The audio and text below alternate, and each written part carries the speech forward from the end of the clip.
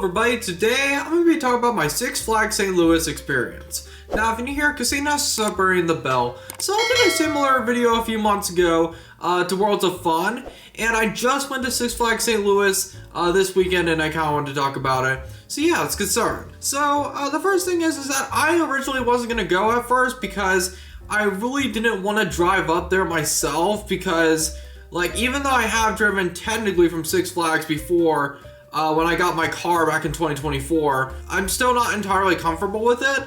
So what was really cool is that my grandma said that she could take me, and it was freaking great because I don't know if I could have done it by myself. The thing is that I have not been to Six Flags St. Louis since 2020.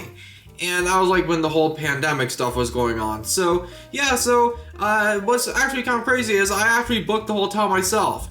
I actually booked a few nights at the Super 8 nearby. Now, normally I would not go to these type of small kind of motels, or even if you could call them hotels, but I just didn't want to spend that much money on some of these rooms that some of these hotels were charging for. I spent around $200 for 2 nights, which is not terrible. I mean, I think I could have gotten a little bit of a better deal because the Holiday Inn nearby was charging $200 a night. I actually was kind of excited to be close to the park, and what I like about Six Flags is that the entrance is way easier to find. The Worlds of Fun entrance is really a pain in the butt to try to find. So that's why I like a Six Flags St. Louis entrance a little bit better. And we decided to meet around 10 a.m. and that's when the coaster enthusiast people were doing it, which is awesome because as much as I love these other events, Solar Cities is really early, and they're doing it again this year where it starts at 7:45. It's still pretty early, so it's nice to have a little bit of a later start because I am a little bit of a night owl and I'm filming this video at night. We arrived there at 10, or I did. And actually, I saw some of my friends there, and I didn't think I would. And I haven't seen them in months, so it was nice seeing them. And yeah, so we got early entry to Batman, or Batman the Ride. And Batman the Ride's still pretty good. I know it's kind of the same thing with the clones, with the Batman clones, because almost every Six Flags park has one. But yeah, they're pretty good. Unfortunately, American Eagle, or Screamin' Eagle, was closed, which is kind of sad because I have heard that Screamin' Eagle has gotten really rough, and because I actually really liked it when I went in 2020, it was pretty smooth. So it's gotten really rough, and they had some sort of brake failure, so they couldn't run it. I was kind of sad about that because Screamin' Eagle is actually one of my favorites that was there because of kind of the history, and I thought it was pretty smooth at the time. But I decided to go to Mr. Freeze first. And Mr. Freeze, I remember being my favorite actually when I went in 2014. Yeah, so I'm from Mr. Freeze. It's pretty good. The restraints are not exactly my favorite. It's kind of hard to get into the carts or the ride vehicles as a tall person like me because I am 6 foot at least, and it's a little difficult to get in some of those things. And yeah, so, and then I also went on American Thunder. And man, I still love American Thunder. American Thunder might actually be my favorite. I mean, it's a little bit rougher than it was before, but it's still really good. I actually like it better than Outlaw Run. And people have been saying that Outlaw Run has been needing retracking. But yeah, so I went to lunch, and man, every time I go to these coaster events, they spoil the crap out of us. The lunch was really freaking cool. It literally had almost everything that I would want. It had fried chicken, pulled pork sandwiches, chips, and the white mac and cheese, the white cheddar, kind of at Panera. It had that type of mac and cheese, which I really like. And then free soda, or unlimited. It's just it's really kind of crazy, and I feel some of the people don't realize how crazy it is that we just get all this free food. And the fried chicken, everything was great. The food quality has always been good. The only one that I feel is not my favorite is Solar City whenever we eat at the smokehouse or the riverfront by Mexico River Falls. That food isn't exactly my favorite. But whenever we've done Worlds of Fun and Six Flags, Like, the food is really good in my opinion. So yeah, after that, I decided to try to race over to Justice League. So basically, I have never heard of this ride up until a few days before I went. And apparently it's a dark ride that existed since 2015 and it completely flew over my head in 2020. Apparently it's where the Scooby and Shaggy like target shooting ride was there. And I remember going that a couple months before it closed back in 2014. The one there is actually pretty decent. It has animatronics, not as much as I would want, but it has pretty decent amount of animatronics and screens. Like, it's not too unbalanced. Like, there's a pretty decent amount of both. But yeah, I waited around 10 to 15 minutes for that one, and it's pretty fun. The screens and the guns are not the most accurate in the world, but that's kind of like flooded mind where like the guns aren't accurate. But yeah, it's just kind of cool. Like, there was like the Joker animatronic and stuff like that. And then there was this one section where like it was like these ignitable or like flammable like barrels rolling at you, and it was pretty cool actually. I just can't believe I missed it. And the boss, which is a coaster that I complained about countless times, so they were doing a tour of it. So what happened is that I went on Boomerang, and Boomerang was pretty decent, which is a standard one. I didn't gray out this time though. It's not as intense as the one at Worlds of Fun. But what happened is that I thought I had time to like ride Boomerang and then wait for the people going to the boss for the tour. I missed the tour completely. So they weren't going to the boss's entrance at all.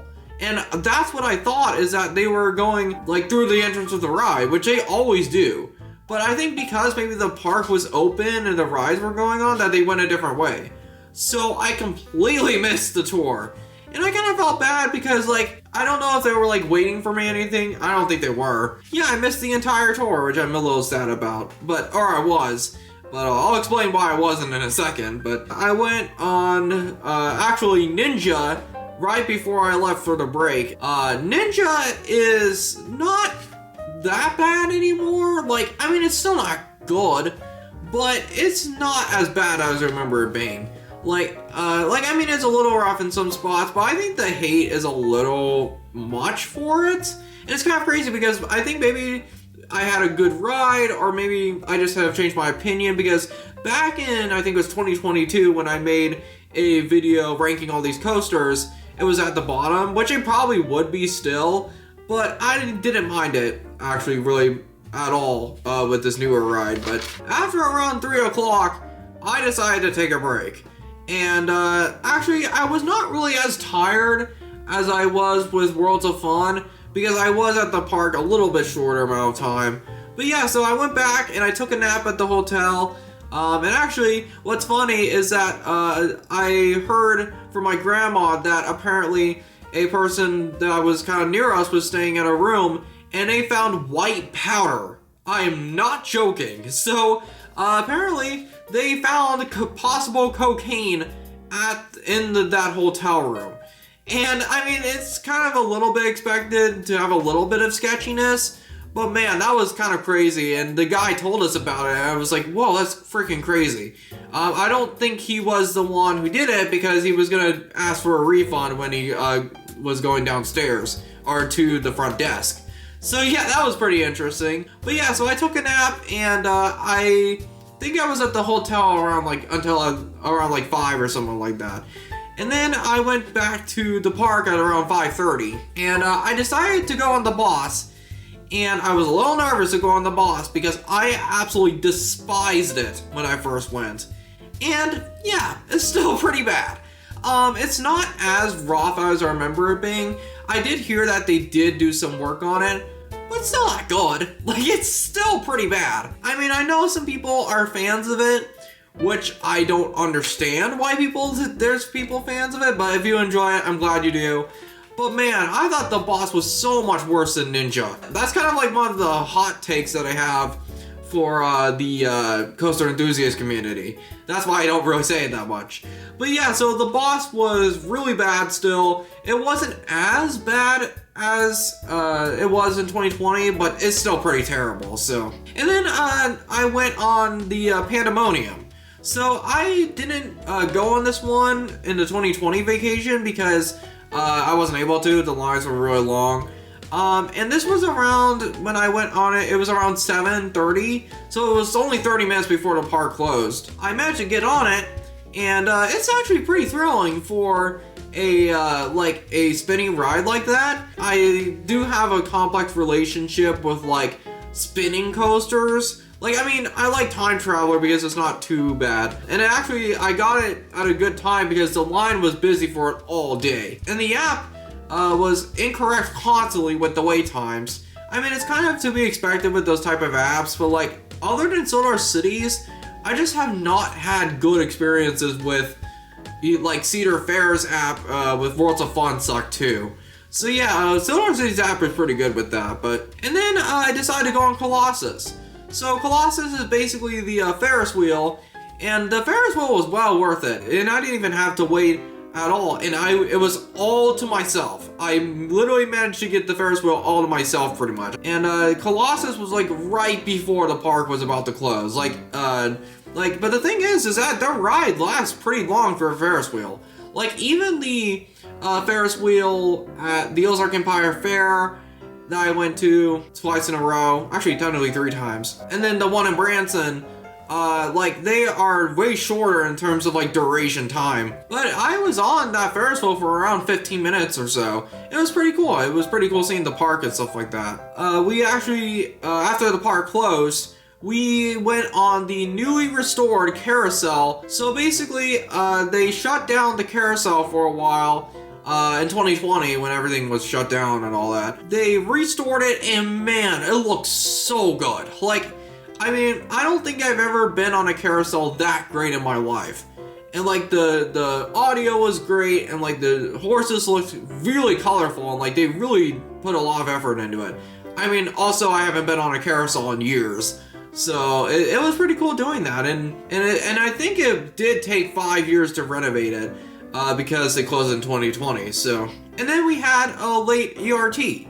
So the surprise is that originally we were only gonna be having ERT at 8 through 9 for Mr. Freeze, but the park actually let us have ERT for American Thunder too. So, and then that was for another hour. So we originally were going to go from 8 to 9, but we went through 8 to 10. But yeah, so it was really cool. Like, I actually really liked doing it like on the late nights and stuff like that. Like, Mr. Freeze and American Thunder just hit different at nighttime. I think I went 3 times on each. So that was pretty cool. And also what was really cool is that they have free snacks. It was really crazy how much they were giving away in terms of food. Because I actually got a pretzel, a whole-size pretzel for free. And the drinks were free too.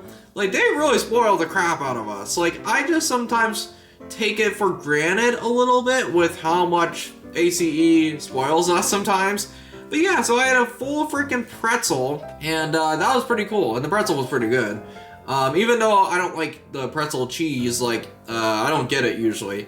But yeah, so overall, Six Flags is actually, like, still really good. Like, I mean, I know that it's kind of, like, neglected compared to the other Six Flags parks, but I really had a good time. But the thing is, I do prefer Worlds of Fun's lineup a little bit more with the coasters. I think it's a little bit better.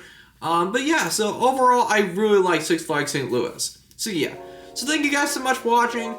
This is a little bit of a longer video, so I just wanted to mention that. But yeah, thank you guys so much for watching. I'll see you guys later. Peace.